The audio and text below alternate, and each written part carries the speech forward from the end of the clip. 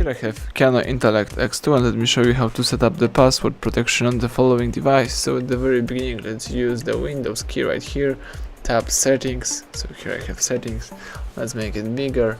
Now let's choose accounts, let's choose sign in options right here, and from the sign in options you need to find the password. So here you can choose add password. Let me tap add. So now let's enter the password that you would like to use. In my case it could be 1 2 3 4 5 6 7 8.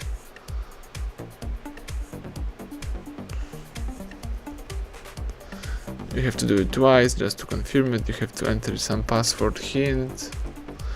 Alright, tap next, tap finish, and that's it. Now you can use the password protection. You can also change the following lock screen settings. You can add the picture password if you would like to, or the pin password, and basically that's it. Now if you restart your device, the password should pop up, so tap restart, wait for the password protection.